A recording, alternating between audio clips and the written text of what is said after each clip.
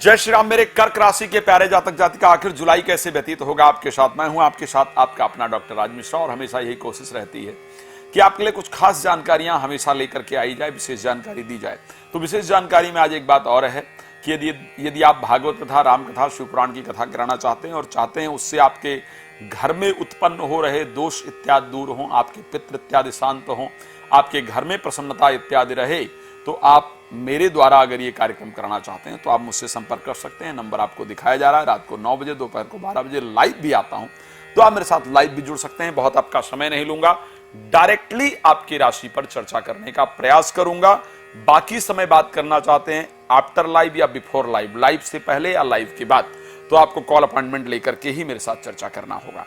चलिए बात करते हैं। जब हम कर्क राशि की बात करते हैं तो एक बहुत इमोशनल व्यक्ति की बात करते हैं। जब मैं कर्क राशि की मुझे लगता है बात करता हूं तो मैं एक ऐसे जातक या जातिका की बात करता हूं जो शायद हर व्यक्ति के लिए बहुत कुछ करना चाहते हैं, बहुत कुछ सोचना चाहते हैं, पानी की तरह अपने अंदर निर्मलता रखना चाहते हैं या चाहती हैं, लेकिन कर्क राशि के लिए ज्यादा इमोशनल होना ही आपके जीवन के लिए सबसे खतरनाक होता है, क्योंकि आप लोग अपने बारे में सबको खुल करके सब कुछ बता देते हैं और बाद में लोग षड्यंत्र करके आपको नुकसान पहुंचाने का प्रयास करते हैं। ये मैंने देखा है। कर्क राशि का जो स्वभाव है वो बड़ा कोमल स्वभाव है। खैर भगवान को कर्क राशि का स्वभाव बहुत पसंद है। श्री रामचरितमानस में भगवान राम ने सुंदरकांड में कहा है कि निर्मल मन जन सो मोहि पावा और मोहि कपट छल छिद्र न भावा। शायद वो कर्क राशि का जो स्वभाव है वो उससे मैच करता है। चलिए, लेकिन हम बात करें कि क्या रहेगा जुलाई में, तो सबसे पहले अगर जुलाई की हम चर्चा करेंगे, जुलाई आपके लिए बेहतरीन रहने वाली है। उसका रीजन क्या है? जुलाई में चीजों को बेचने की कला। मुझे लगता है कि सिर्फ जुलाई में आप बिजनेसमैन होने वाले हैं या होने वाली हैं। बाकी समय में आपको बिजनेसमैन के रूप में देखता नहीं हूं। कर्क राशि मुझे इमोशनल लगता है, और मुझे इमोशनल लोग बिजनेस कर पाए वो मुझे बहुत मुश्किल लगता है। स्पेशली अगर मैं जुलाई की बात करूंगा, जुलाई में आप बिजनेसमैन होने वाले हैं।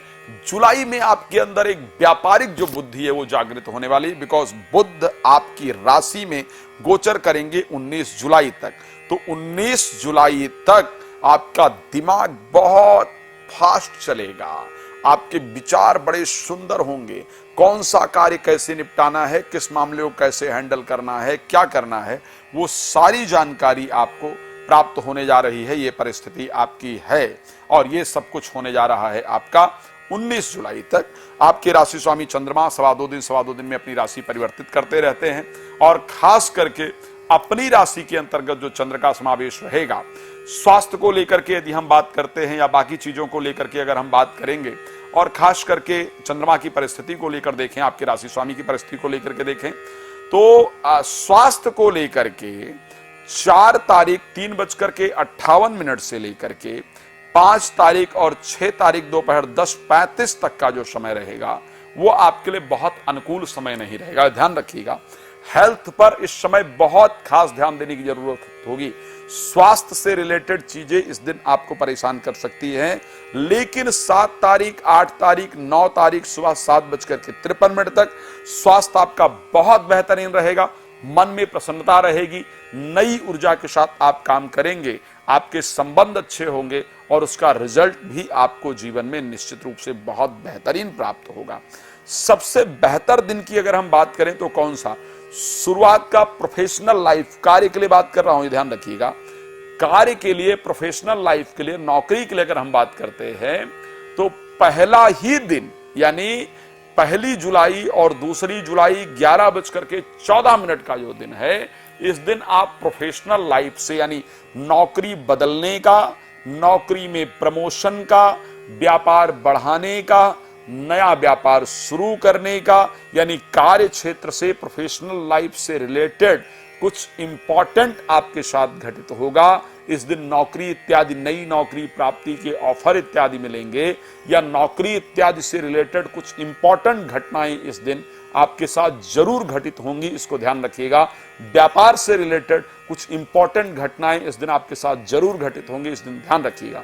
तो अगर कुछ अच्छा करना है, कुछ अच्छे प्रयास करने हैं तो इस दिन हमें जरूर करना चाहिए। अगर हमको कुछ डिसीजन लेना है तो इस दिन हमको जरूर डिसीजन लेना चाहिए, क्योंकि ये दिन कुछ इंपॉर्टेंट है और इस दिन पर प्रयास किए गए जो हमारे कार्य हैं वो सफलता हमको प्रदान करने वाले होंगे। खास करके ये दिन हमारे लिए रहेंगे। अब आइए एक जनरल चर्चा क्या रहेगी आपकी राशि के अंतर्गत। एक तो आपके 10th हाउस में पूरे महीने क्षमा चाहूंगा करीब 12 तारीख तक मंगल स्वग्रही होकर के गोचर करेंगे। तो जो अधिकार आपको बहुत दिन से प्राप्त नहीं हो रहा था, यानी आप कार्य कर रहे थे या कर रही थी, नौकरी कर रहे थे कर रही थी, उसमें आपको जो पोजीशन प्राप्त होना चाहिए, जिसके लिए आप कैपेबल हैं, वो जो पोजीशन मिलनी चाहिए वो जो नहीं मिल रही थी वो इस महीने मिले, इस प्रकार की परिस्थिति है। और 12 तारीख तक मिले, इस प्रकार की परिस्थिति है। सरकारी क्षेत्र में कोई कार्य रुका हुआ था वो कार्य आपका बनेगा।